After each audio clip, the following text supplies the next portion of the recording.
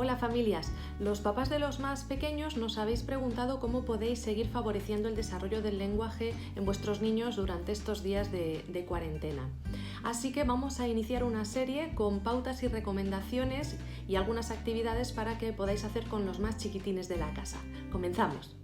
Antes de empezar, esta serie de vídeos van a ser útiles para los papás de niños con dificultades de lenguaje, pero también va a servir para cualquier papá, cualquier mamá con niños de la etapa de infantil, es decir, de 0 a 6 años.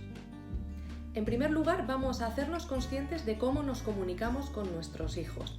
Es decir, es muy importante que sepamos cuál es nuestro estilo de comunicación con los niños. Si estáis los dos en casa, incluso podéis fijaros cómo se comunica el otro con el niño o con los niños y así poderos dar un poco de retroalimentación. Durante una mañana, una tarde o un día entero, fijaos bien cómo os comunicáis con vuestros hijos, porque os vais a tener que parar en algunos aspectos que vamos a comentar a continuación.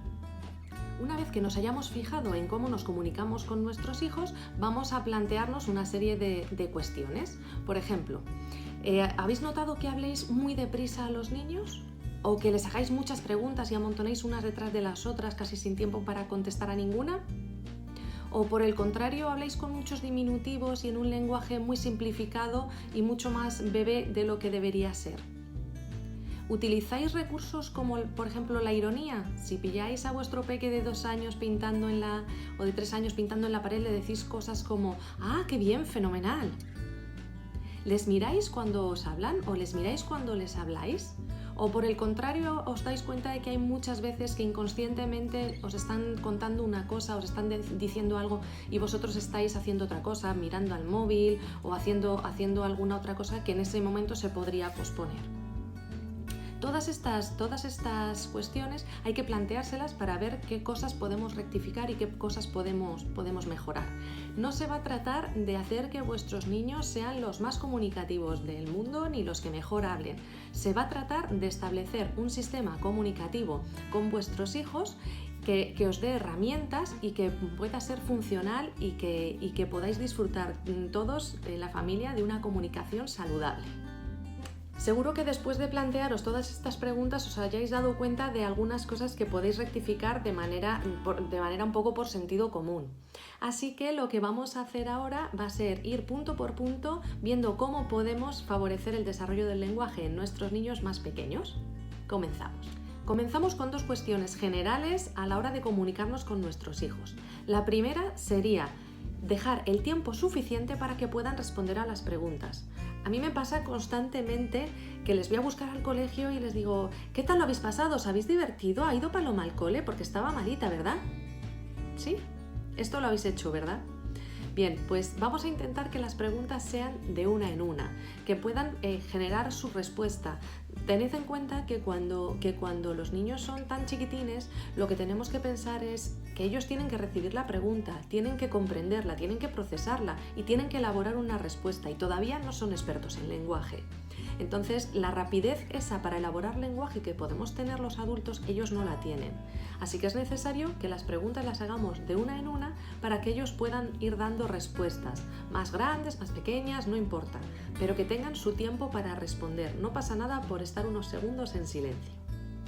La segunda cuestión es un poco más dirigida a la comunicación de tú a tú. Vamos a intentar mirarles a la cara y que nos miren cada vez que hablamos con ellos. Ojo, siempre teniendo en cuenta el sentido común. Si estáis fregando un cacharro y en ese momento no les podéis mirar, no podéis dejarlo para agacharos y mirarles a la cara, no pasa nada. Podéis decirles, espera un momento que en cuanto termine de fregar el plato, estoy contigo. No importa porque los niños tengan que esperar, los niños tienen que aprender a esperar.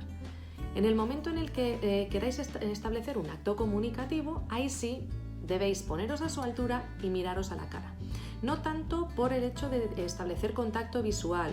De verdad que yo he trabajado con niños de espectro autista en los que he estado una sesión entera sin que él me mirara a mí ni yo le mirara a él y nos hemos estado comunicando.